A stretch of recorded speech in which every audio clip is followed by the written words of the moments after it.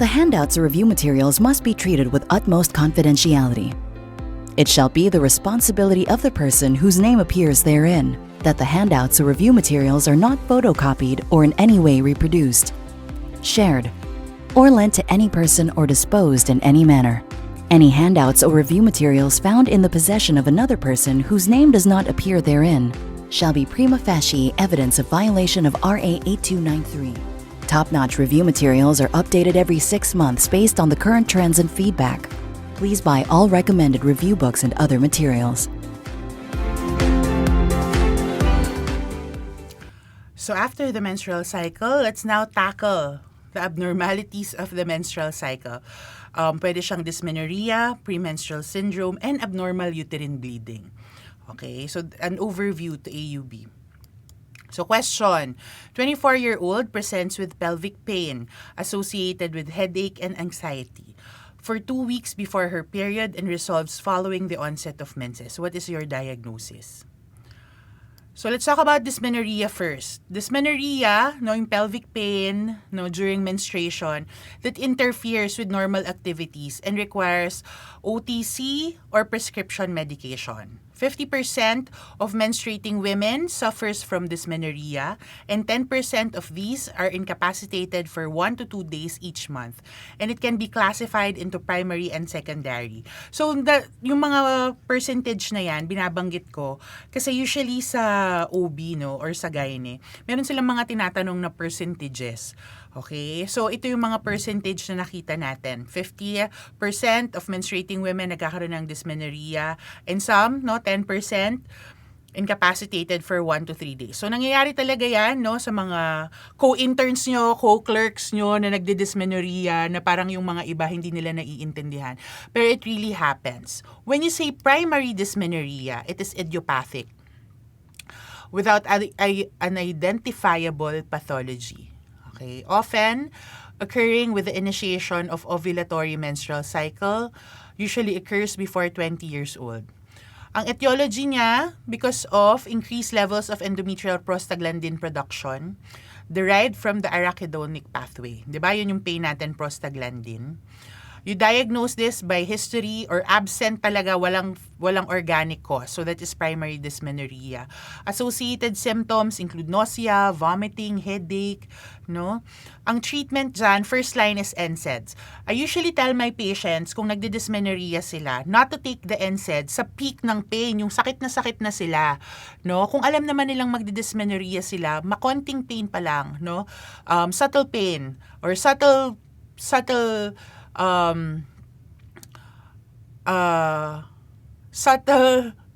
evidence na magpe-pain sila talaga, they should take NSAIDs already. Okay, second line yan is OCP.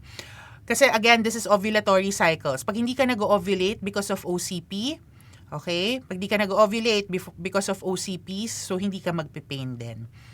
Okay. Others, of course, yung mga progestin-only contraceptives, Nexplanon, or levonorgestrel containing intrauterine devices or your IUD. Pag secondary amenorrhea, meron kang cause. And there's an underlying pathology, like there's endometriosis, there's fibroids. Fibroids are myomas. There's adenomyosis or PID. Secondary dysmenorrhea yan. Pag cervical stenosis, there's blood flow obstruction during menses. Pag pelvic adhesions due to endometriosis, or PID, so pwede ring mag-cause yun ng secondary amenorrhea. For structural abnormalities, we can utilize pelvic ultrasound para ma-diagnose natin. The associated symptoms, dependent on the etiology. Okay? Pag treatment, pag cervical stenosis, you dilate the cervix. Pag pelvic adhesions, pwedeng antiprostaglandins. These pelvic adhesions are diagnosed and treated via laparoscopy. Mag-adhesiolysis tayo dyan. Okay, so that's for dysmenorrhea. Premenstrual syndrome naman, yung mga nagpi-PMS dyan. Parang lagi ako nagpi-PMS. Hindi naman ako nireregla. Char lang. Because much. Anyway, premenstrual syndrome is characterized by constellation of physical and or behavioral changes that occur in the second half of the menstrual cycle. Pag severe ang PMS, it is called premenstrual dysphoric disorder, no? Yun yung severe form ng PMS. The symptoms of PMS include headache, weight gain, bloating, breast tenderness, mood fluctuation, restlessness, irritability, anxiety, depression, fatigue, and a feeling of being out of control. No? Huwag mong araw-arawin ang PMS, B. Okay? Life is too short. Be happy. Okay? Kung hindi naman yan PMS. Kasi ang PMS may criteria for diagnosis, no? Symptoms must occur in the 2 weeks prior to the menstruation and resolve following the onset of menses. Okay? Hindi yung may regla ka, mainit pa rin yung ulo mo. So, iba na yon, ha? There must be at least 7-day symptom-free interval in the first half of the menstrual cycle. Again, there's 7 days symptom-free interval. And symptoms must occur in at least 2 consecutive cycles for the diagnosis to be made. The first line for premenstrual syndrome is your SSRIs. Okay, your SNRIs may also work. Exercise and relaxation technique, vitamin supplementation, and complex carbohydrate-rich beverage. Coke. Yan, chocolate. Para ma-improve ang mga moods natin, mga B. Okay? So, ganun. Pero pagkain mo ng chocolates, parang ang taba-taba ako. Ulit-ulit naman. Okay? Pero nakaka-help yon.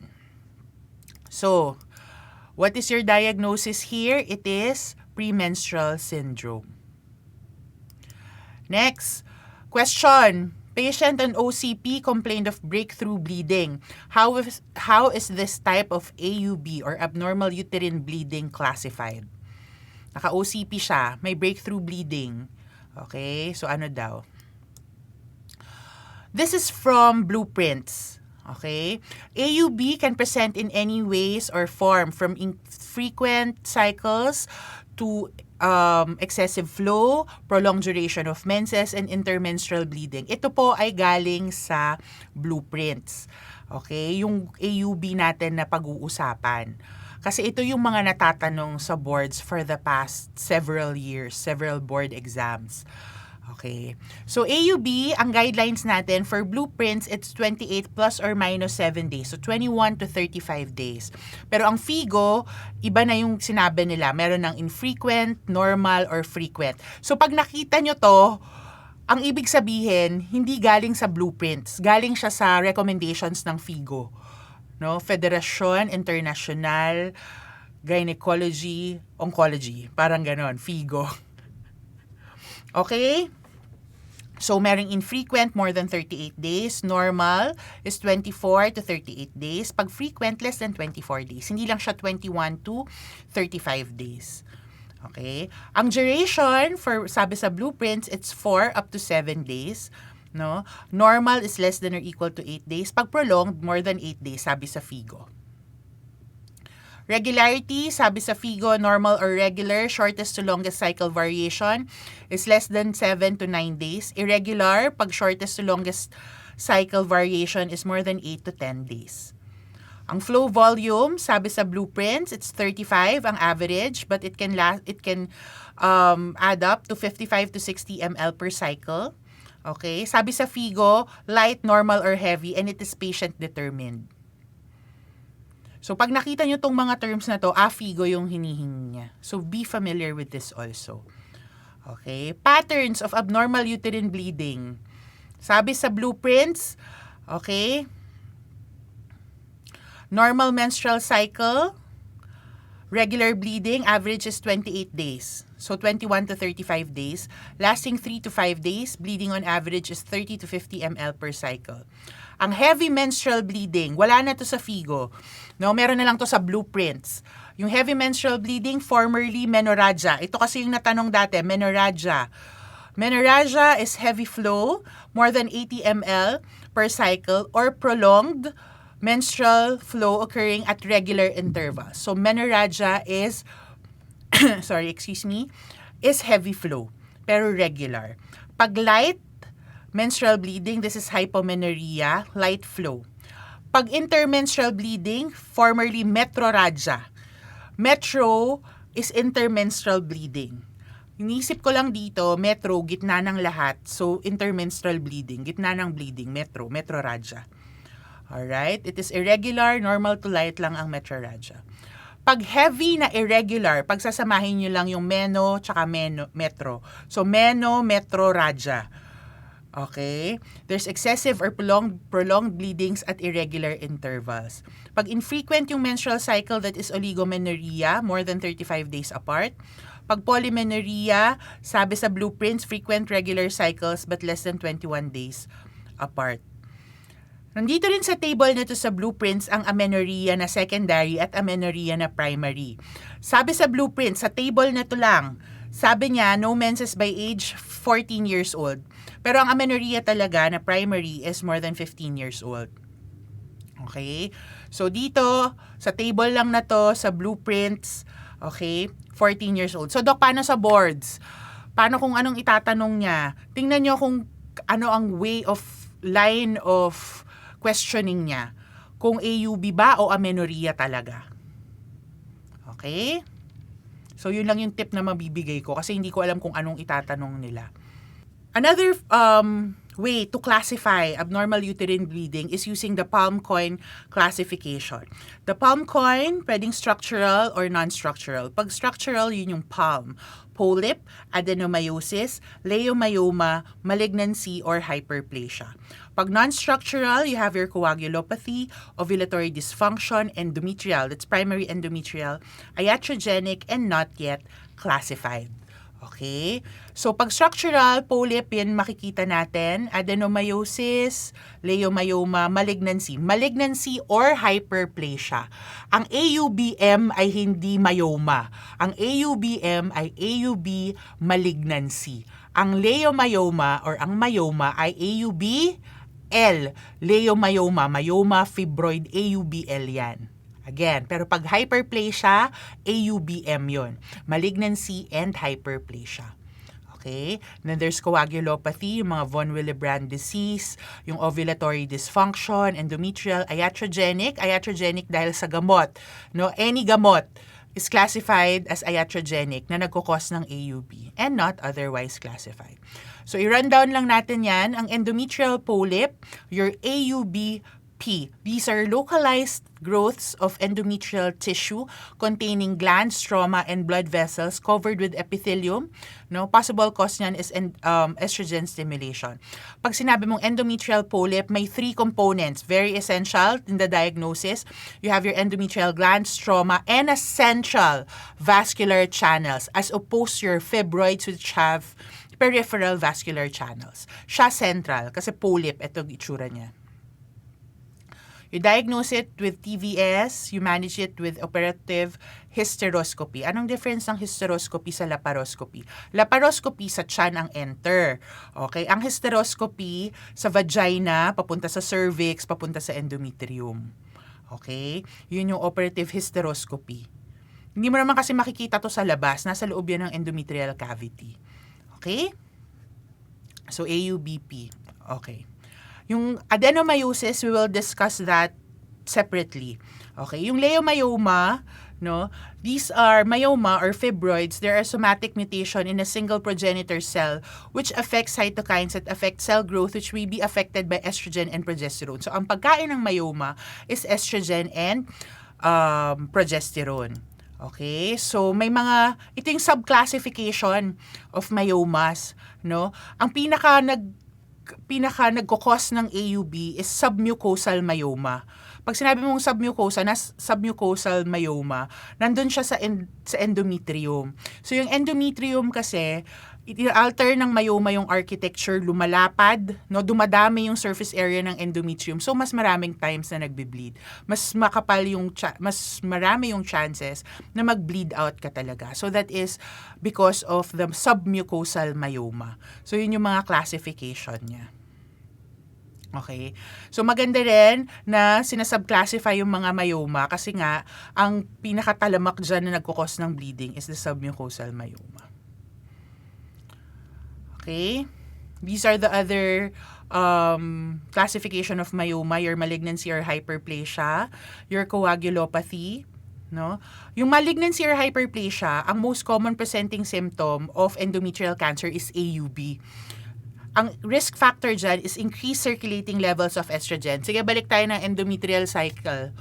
Okay, sa endometrial cycle, ano ang actions ng estrogen? Ang estrogen will proliferate, 'di ba? Proliferate the endometrium, no? So pag kumapal siya ng kumapal dahil marami kang estrogen, ang nangyayari, wala kang actions ngayon ng progesterone. 'Di ba? Walang actions yung progesterone kasi puro ka lang estrogen. Hindi ka nag-ovulate. Okay? Hindi ka nagfo-form ng corpus luteum kasi mataas yung estrogen mo. Pag mataas yung estrogen mo all throughout the cycle, will you have an LH surge? Mataas yung estrogen mo throughout the cycle. Wala kang LH surge. Forever rin lang mataas ang LH mo. Hindi kumukonti yung estrogen mo. So kung maraming estrogen stimulation mo, hindi ka nag-ovulate, hindi ka nagfa-form ng corpus luteum, wala kang progesterone. Meron ka lang estrogen. So pag mas maraming estrogen, mas maraming beses kumakapal ang endometrium, leading to hyperplasia, which will eventually cause endometrial cancer or malignancy. Okay? Yung coagulopathy naman here, AUBC, no? It's because of mga hemophilias, chronic anticoagulation therapy, May-Thurner syndrome.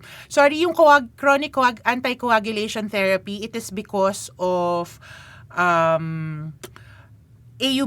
AUBI yan. Lahat ng mga gamot, no, AUBI. Dati kasi inano nila yan ng coagulopathy pag nagbibigay ka ng anticoagulopathy. Pero actually, basta may gamot, iatrogenic na yan. Your ovulatory dysfunction, your AUBO, no, ang pinaka cause nito is your polycystic ovarian syndrome. Okay? Yung diniscuss ko kanina regarding estrogen, ito rin yan. Kasi hindi ka nag-ovulate. So, habang wala ka pang hyperplasia, PCOS muna. Okay? Kaya, dapat minamanage talaga patients with PCOS. Your primary endometrial, okay, it's because of excessive uterine production of prostacyclin. Your iatrogenic due to medications. Yung not otherwise classified, yung wala talaga doon. Foreign bodies, trauma, no? And the treatment is tailored to a specific cause. So, this came from blueprints, no? Your polyp, ito yung mga mechanisms of bleeding nila. Your adenomyosis, altered uterine contractility. Your leiomyoma, again, it varies and dependent on size. Yung malignancy or hyperplasia because of thickened endometrial lining because of estrogen. Your coagulopathy because of coagulative disorders. Your ovulatory dysfunction because of continuous estrogen production. Pag primary endometrial, again, excessive production of prostacyclin which interferes with uterine contractility. Pag iatrogenic due to medications, and AUBN due to foreign body or trauma. So how do you diagnose? No? Again, pag meron kang patient presenting with AUB, the first thing that you will do, especially for women in reproductive age, is do a pregnancy test or a sensitive HCG assay. So ito, usual na lumalabas yan, ang gagawin mo lagi, no? Pag meron kang AUB, pregnancy test. A CBC also is important, your thyroid function test, your coagulation profile, pap smear, screening for STI because chlamydia can also cause AUB. Okay, so yun yung sa not otherwise classified. Serum ferritin, no? To check if okay pa ang iyong iron stores.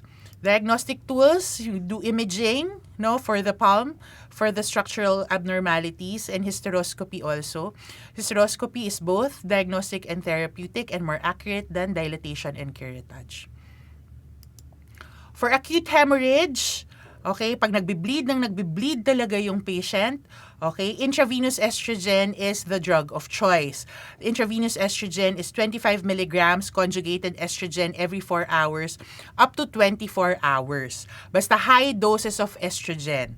Okay, because high doses of estrogen, ang ginagawa niya, yung capillaries niya will clot. No? So there's clotting at the level of capillaries para hindi ka na mag-bleed. Yun yung gawain ng estrogen. Okay? So, high doses of estrogen. Wala tayo nito sa Pilipinas, B. Huwag tayo maghanap ng intravenous estrogen. Meron lang tayo ng tablet. So, yung OCP, yung combined oral contraceptive pills actually, may estrogen yan at 30 micrograms. So, marami ang ibibigay mo, like 4 tablets, every 4 hours, para dun ma-reach natin yung high doses of estrogen. Okay? So, ito yan.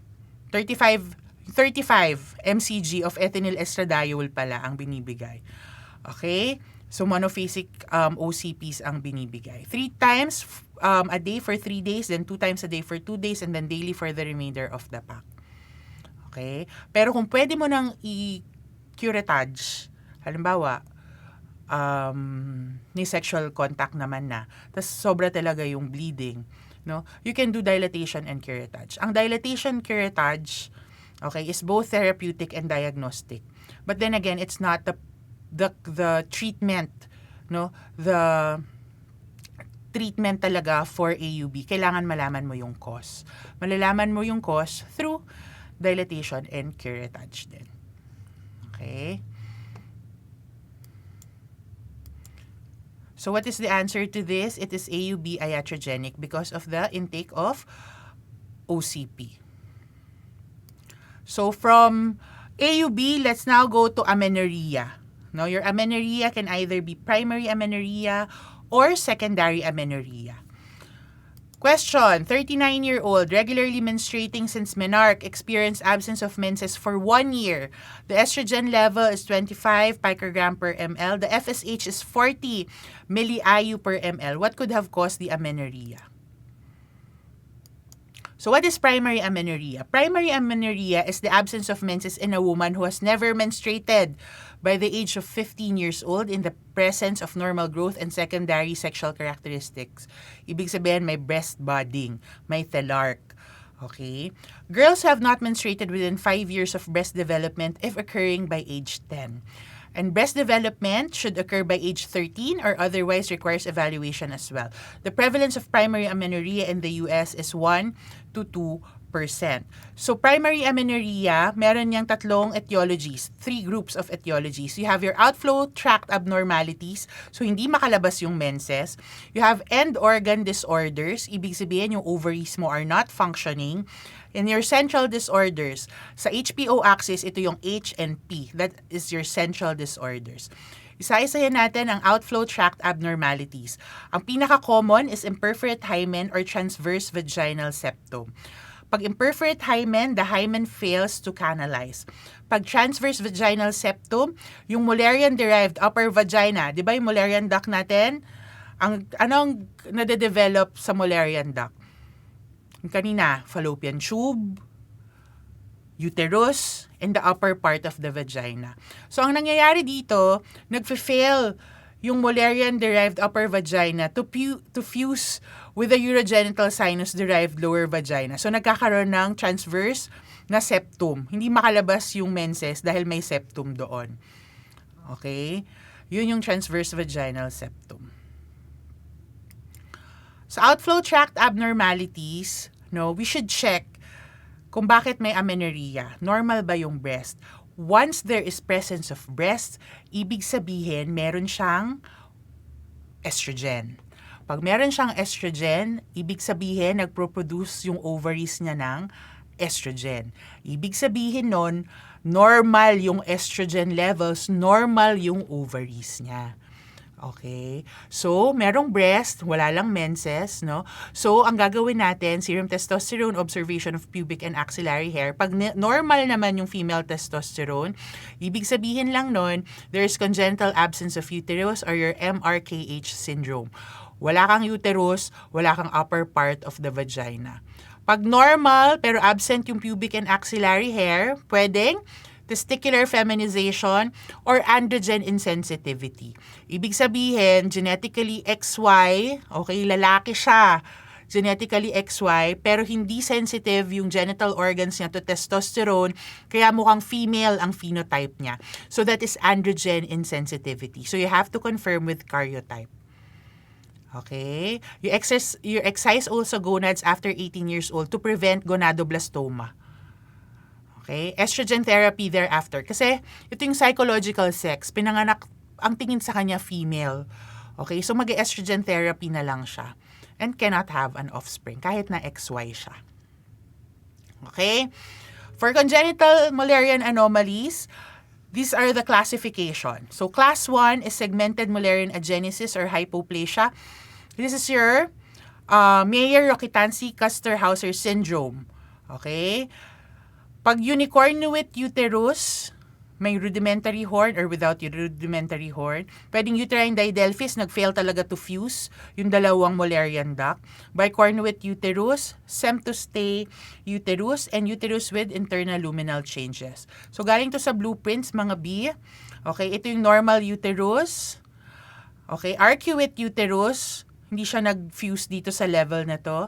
Semtostay uterus, failure of the dissolution of the septum, so divided pa rin siya.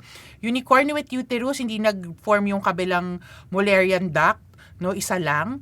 Okay? Bicornuate uterus, nag-fail sila mag-fuse. Okay? And uterine didelphys, complete failure of fusion. Ang most common dito na associated with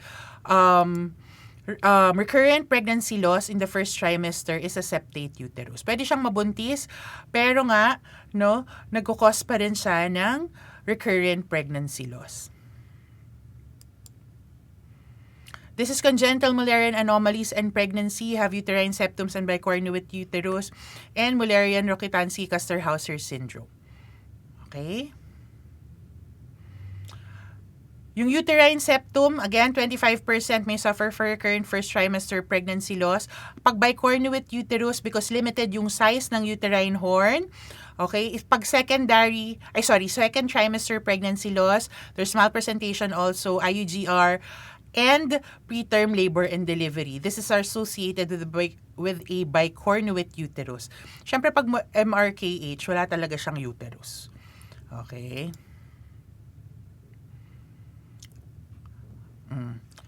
Pag end organ disorders naman, problems with the ovaries. Ibig sabihin, wala kang estrogen. Pag wala kang estrogen, wala kang breasts. You have to measure FSH and LH. Just like in our case kanina. No? Wala siyang...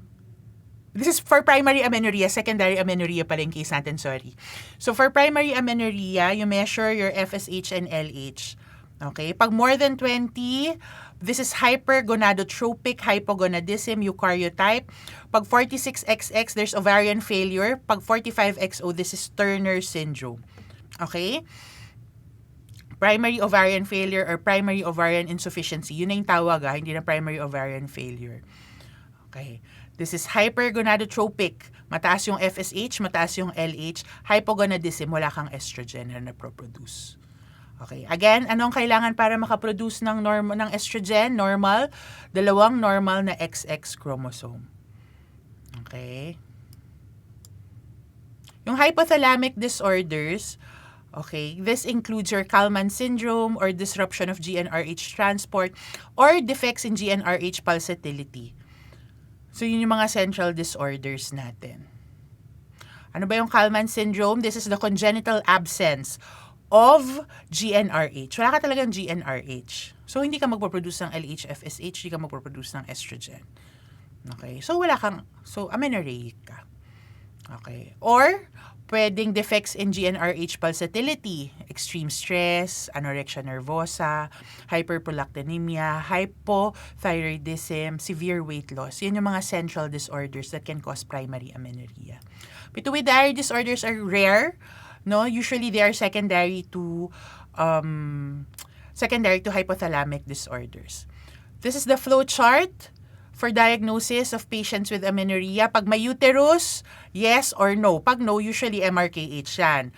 Okay? Or this one, testicular feminization, androgen insensitivity, no, pure gonadal dysgenesis or anorchia. So, XY sila dyan. XY or Mullerian agenesis. Pag may uterus, patent yung vagina, no, titingnan mo ngayon yung breasts. Pag may breast, iproprogesterone challenge. Progesterone challenge, you will give progesterone. I-withdraw mo yung progesterone. Pag withdraw mo yung progesterone, dapat magme-menses sila.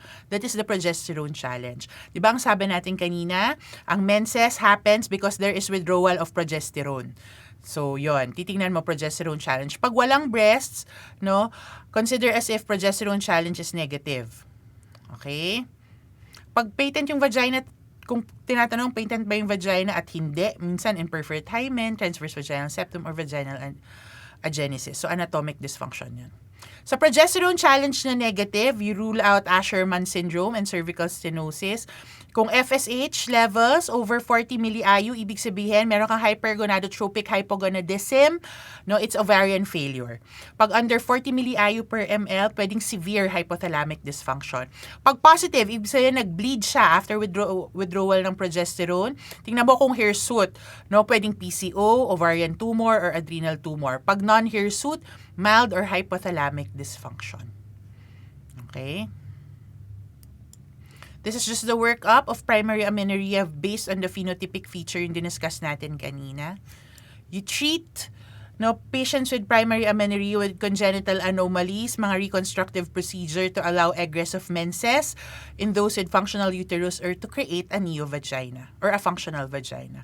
Pag walang uterus, walang breast, estrogen replacement to affect breast development and prevent osteoporosis. Pag present yung breast, absent yung uterus, may not require medical intervention kung hindi naman talaga lang siya makapagregla, mga MRKH. Present uterus, absent breast development, and with hypergonadotropic hypogonadism, you give estrogen replacement therapy. Pag present yung uterus, absent yung breast development, with hypogonadotropic hypogonadism, this requires further workup kung bakit. For secondary amenorrhea, it's the absence of menses for 3 months in women with previously regular cycles or 6 months in women with history of irregular cycles. This came from Blueprints. For Compre Gyne, ang sabi lang doon, absence of menses for an arbitrary period, usually longer than 6 to 12 months. So again, that's from Compre Gyne, longer than 6 to 12 months. From Blueprints, 3 months in women with previously irregular cycles or 6 months in women with history of irregular cycle. And the most common cause of secondary amenorrhea is pregnancy. So, secondary amenorrhea pwedeng anatomic, pwedeng ovarian dysfunction, prolactinoma, hyperprolactinemia, and CNS hypothalamic. So, biglang nawawala yung mga regla nila. Asherman syndrome, cervical stenosis, pwede yan. Primary ovarian insufficiency. Ano ba yung primary ovarian insufficiency? This is secondary amenorrhea prior 40 years old.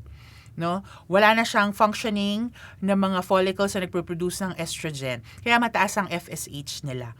Ang levels ng FSH nila is same as the menstrual, yung mga menstrual levels. Menopausal levels. Menopausal levels ang FSH niya.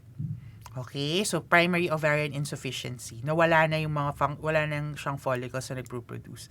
Your prolactinoma and hyperprolactinemia and CNS hypothalamic. So how do you approach diagnosis of patients with secondary amenorrhea? You measure first your estrogen, FSH, prolactin, and TSH. Okay? If yung estrogen niya is less than 30, okay, and FSH is normal, this is hypothalamic pituitary failure. Pag FSH is elevated, same levels as menopausal women, premature ovarian failure yan. Okay? Pag less than 25 years old, you do karyotype. Okay? Pero pag less than 40 years old, most probably premature ovarian failure tayo dyan. Okay? If the estrogen is more than 30, you do pelvic ultrasound, pwedeng PCOS yan. Or, pag normal yung ovaries, hypothalamic dysfunction. If increase, of course, yung PRL, consider hyperprolactinemia evaluation. Sabi sa Blueprints, you do progesterone challenge also for those with secondary amenorrhea. Pag negative, hindi nagregla hindi nagmenses, after ng progesterone withdrawal mo, you rule out Asherman syndrome and cervical stenosis. Pag more than 40, ovarian failure or primary ovarian insufficiency, yun ang ginagamit. So pag ovarian failure ang ginamit, alam mo na Blueprints yung source nila. Pag under 40 milliAU per ml, severe hypothalamic dysfunction yon. Pag positive, again, hirsute, PCOS, rule out ovarian tumor. Pag non-hirsute, mild hypothalamic dysfunction. So how do you treat? You treat hypothyroidism by giving, of course, thyroid hormone replacement therapy. Pag pituitary macroadenoma, surgical resection or bromocriptine.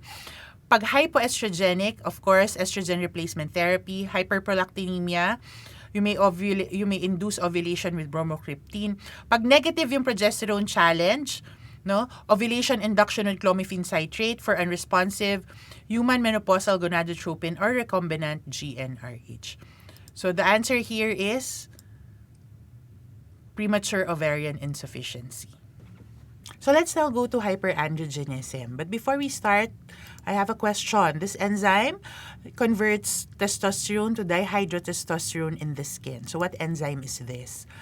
Okay, let's look at the normal androgen synthesis. No, normal androgen synthesis can either come from adrenals or the ovaries. So that's where your androgens come from. The adrenal gland is divided into two components: the adrenal cortex, which is responsible for glucocorticoid, mineralocorticoid, and androgen synthesis, and the adrenal medulla. Yung adrenal medulla, it is responsible naman for catecholamine synthesis, your epinephrine and norepinephrine. Okay? So, ang importante sa atin dito is the cortex, the adrenal cortex. Yung adrenal cortex is composed of 3 layers: the zona glomerulosa, fasciculata, and reticularis, GFR. Diba? Sabi nila, the deeper you go, the sweeter it gets, because the outer zona glomerulosa layer produces aldosterone, no, by aldosterone synthase, regulated primarily by your RAA. So, it's responsible for yung BP, yung maintenance of BP. So, yun yung sa glomerulosa. Sa fasciculata and reticularis, sabi sa blueprints, they produce both cortisol and androgens, no, yung both layers na yon. Again, galing sa blueprints yon. Okay? In the adrenal glands, androgens, no, androgens are synthesized from the precursor 17-alpha hydroxypregnenolone, okay, which is converted to DHA-S, DHA, androstenedione, and testosterone.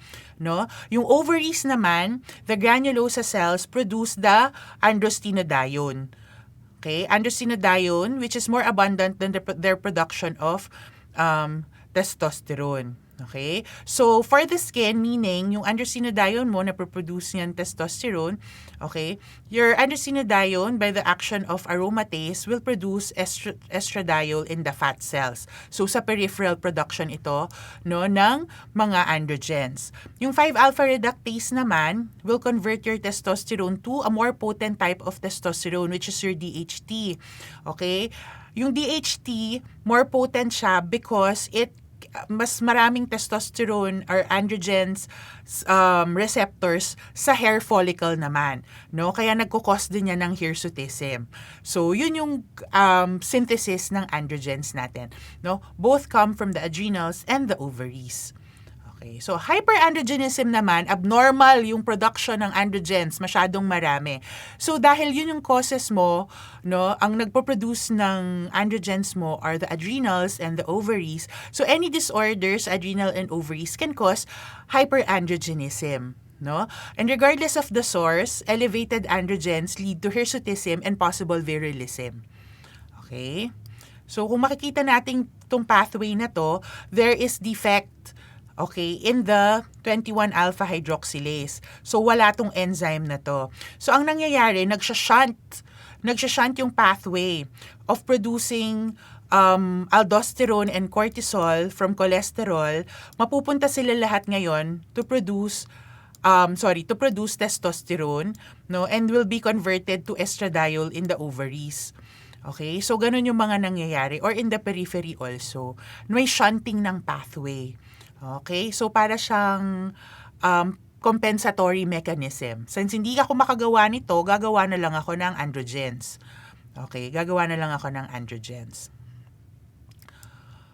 If there is pathologic production of androgens in the adrenals, no, pwedeng maging cause yan ng hirsutism and virilism as we've mentioned kanina.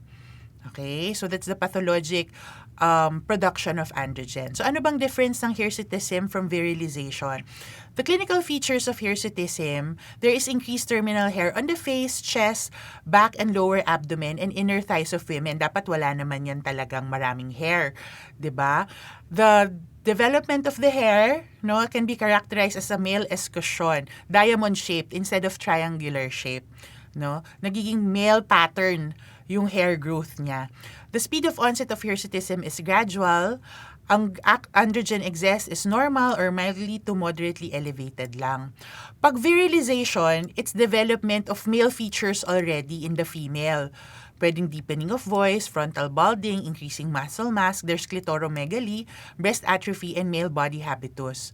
No? The speed of onset in virilization is abrupt, and there is marked elevation of circulating testosterone.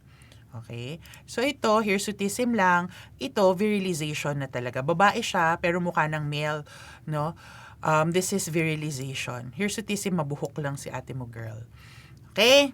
So laboratory workup for hyperandrogenism, of course, free testosterone, your 17-hydroxyprogesterone, DEA-S. You may do abdominal CT scan if adrenal source is suspected, pelvic ultrasound or CT to rule out ovarian neoplasm. So how do you treat? Okay? Pag adrenal non-neoplastic androgen suppression, you may give glucocorticoids para ma-shunt ulit siya. 'Di ba? Babalik siya dun sa process niya talaga. Glucocorticoids such as prednisone, 5 mg nightly, or you may give finasteride which inhibits 5-alpha reductase, preventing the conversion of testosterone to dihydrotestosterone. Pag ovarian or adrenal tumors, syempre yung underlying disorder should be treated. Ovarian non-neoplastic androgen production, you may give OCP or GnRH agonist. Pag hirsutism lang naman, waxing, depilatory, or electrolysis. Kasi cosmetic lang usually ang problema with hirsutism. Alright. So again, which enzyme converts testosterone to its more potent form in the skin? It's 5-alpha reductase. So part ng hyperandrogenism is this. This is polycystic ovary syndrome. So halos ngayon, ang dami-dami kong napapanood sa TikTok na may PCO, kung ano-anong mga ginagamot nila or ways to manage, Ang hindi nila alam, ang kailangan lang talaga dito is lifestyle modification, So question, type of carcinoma, that is an intermediate consequence of PCOS. Anong klaseng carcinoma? So what is PCOS? PCOS can be diagnosed with these criteria, the Rotterdam criteria. There is menstrual irregularity or symptoms such as oligomenorrhea, cycles over 35 days, as well as menstrual frequency of every few months, and frank amenorrhea over 6 months missed. Okay? There's findings of hyperandrogenism, hirsutism, diba? And then polycystic ovaries on ultrasound, 12 or more cystic structure, 2 to 8 millimeters, and an ovarian volume more than 10 cc is sufficient. 2 of these 3 criteria are required for the diagnosis of PCOS. Okay? So kung ito, makikita nyo menstrual irregularities and symptoms, ano ang nangyayari dito? Bakit? Bakit siya hindi nagre-regla? Kasi mataas ang estrogen niya, di ba? Which is part also of hyperandrogenism. Mataas ang peripheral conversion niya ng estrogen. Dahil mataas ang estrogen niya, mataas rin lagi ang LH niya. Wala kang LH surge, wala kang ovulation. Okay? So kung wala kang ovulation, hindi ka magre-regla, hindi ka magme-menses. Okay? So, yun yung ibig sabihin yan. So, usually, pag meron ka nun, tapos meron kang findings of hirsutism, and then meron kang PCO on ultrasound, most probably that is PCOS. PCO is an ultrasound finding, polycystic ovary. Pero pag sinabi mong PCOS, yun yung syndrome na yun, na-diagnosed with the Rotterdam criteria. Alright, what is the pathophysiology of PCOS? Baka matanong lang sa inyo. The pathophysiology of PCOS is actually insulin resistance. Kahit payat yan, merong some form of insulin resistance. This insulin resistance would cause then hyperinsulinemia. Okay, hindi na responsive yung mga cells mo to the actions of insulin. So, ang mangyayari, mataas ang insulin mo sa blood, mataas ang glucose mo sa blood. And this then, okay, sa ovary, sasabihin na maraming insulin, there is also increase in the androgen levels. Marami kang nako-convert na androgens into DHT and estrogen sa periphery, no? So mataas na mataas ang estrogen levels mo. Sabi natin, pag mataas ang estrogen levels, anong mangyayari? Mataas ang levels ng LH. Pag mataas ang level ng LH, okay, pag mataas ang levels ng LH, what will happen? There will be no ovulation. So paikot-ikot lang yan. Yung insulin resistance, it may be due to obesity or dyslipidemia. Kaya ang mga patients with PCOS are prone to having metabolic syndrome, no? So effect din yan ng PCOS, metabolic syndrome, all because of insulin resistance. Pagtanong sa boards, what is the pathophysiology of PCOS at wala tong insulin resistance? Okay, wala yan sa mga choices. You go for elevated LH. Okay? Kasi pag elevated yung LH mo, what will happen? Walang ovulation. Pag elevated yung LH mo, mataas ang estrogen mo, mataas ang androgen levels mo, that's hyperandrogenism. Okay? Pag hindi ka nag-ovulate, wala kang mature follicles. Ang nakikita lang sa ultrasound are all immature follicles. So, ibig sabihin, PCO yung ultrasound. Okay? So, may explain na niyan kung bakit ganon yung Rotterdam criteria. Okay? So, that's the pathophysiology of PCOS. So again, isa-isahin natin, menstrual irregularity, oligomenorrhea, menstrual frequency of every few months, or frank amenorrhea. Hyperandrogenism, this is considered to be the cardinal feature of women with PCOS, especially with non-Asians. Okay? Kasi sila talaga, mabalbo na sila, lalo pa silang nagiging mabalbo, no? Yung other races. Okay? So again, this is what happens. There's peripheral conversion of your testosterone to estradiol and DHT sa skin. So itong conversion na to DHT, yan yung nagkukos ng hirsutism. There's even a scoring for hirsutism, no, that's called the modified Ferriman-Gallwey scoring. A score of 8, no, is considered hirsutism already. Sa Filipinos, a score of 7 lang. No, a score of 7 lang is considered already hirsutism kasi hindi tayo talaga hairy by nature, no? So this is the gold standard for the clinical evaluation of hirsutism. So, menstrual irregularities, hyperandrogenism, ano pa yung kasama sa criteria? Ultrasound. The presence of 12 or more follicles measuring 2 to 9 millimeters in diameter and an increase of ovarian volume greater than 10 mil. Okay? So, omitted in the diagnosis na yung follicle distribution, bilateral appearance, or stromal echogenicity. Nung residente ako, kasama pa to. Nire-report pa namin yan sa ultrasound. Pero ngayon, no, 12 or more follicles, sabi nung iba 20, no, 20 or more follicles. So, consequences of PCOS, ano yung mga long-term effects? You have infertility, syempre hindi ka nag-ovulate. Endometrial cancer because of elevated estrogen, di ba? In-explain natin yan kanina. DM, hypertension, cardiovascular diseases. Yung ovarian CA, no? Ang ovarian CA, dati akala ko hindi yan kasama. Pero sabi sa Compre Gyne, kasama talaga ang ovarian CA.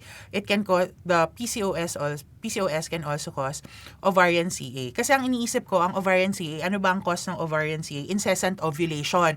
Incessant, ovulate ka ng ovulate. Kasi every time you ovulate, nag-iiba yung structure ng ovaries. So that's the theory regarding the carcinogenesis of ovarian CA. Okay? Yung mga incessantly ovulating, yung mga nulligravid, no, late menopause, early menarche, yun yung mga risk factors for developing ovarian CA. Pero sabi nga, kasama na rin yung PCOS. So how do you treat naman? If the complaint is infertility, you give ovulation induction agents such as letrozole or clomiphene. Pag skin manifestations, oral contraceptive, no, anti-androgens, kasi ang gusto mo lang talaga dyan, cosmetic, no. AUB, you can give cyclic progestogen or oral contraceptive pills. Usually for PCOS, OCPs talaga ang binibigay natin for AUB. Di ba, anong klaseng AUB ba ang PCOS? AUB ovulatory. Okay? So, ang gagawin mo, bibigyan mo siya ng oral contraceptives para meron siyang source ng progesterone. No? Mabalance yung hormones mo. Mabalance yung estrogen and saka progesterone. Anovulatory pa rin yung bleeding. Hindi naman siya mag-ovulate with oral contraceptive pills. No? Pero at least, yung endometrial lining, no, masisave pa natin siya into going through hyperplasia and malignancy. Pag weight metabolic concerns, syempre diet, lifestyle management, and metformin. So diet and lifestyle management is the cornerstone treatment or management for PCOS. Hindi lahat ng may PCOS is infertile. Minsan, sub-infertility lang yon. So, you give ovulation induction agents. Rarely used na to just for, chikahan sake. No? Rarely used na tong mga to. No? Suffice to say, kailangan mo ng ovulation induction agent. Alright? Or, IVF na. Fail to conceive after 6 cycles. No? Over 6 cycles without other causes of fertility. So, type of carcinoma, which is an intermediate consequence of PCOS, it's endometrial carcinoma. Type 1, yung mabait na type. Okay? Yung mga type 2, yung mga hindi mababait. Alright?